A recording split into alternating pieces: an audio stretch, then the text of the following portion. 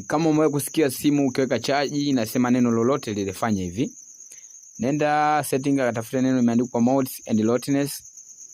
Ushafika hapo, nenda kwenye upande wa pili ambao ni loudness hapo pembeni. Ushafika hapo, nenda kabonyeza alama ya jumlisha kule juu.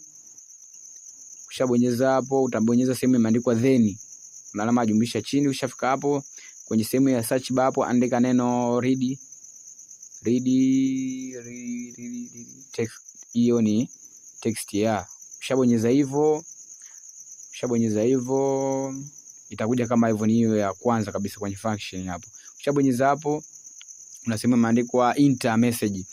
Ujumbe utakaoandika hapo, na kila wakati simu kishaweka kwenye charge ndio itataja huo ujumbe ambao umeweka hapo kwenye iko kibox chako. Tafadhali usisahau kushare na comment.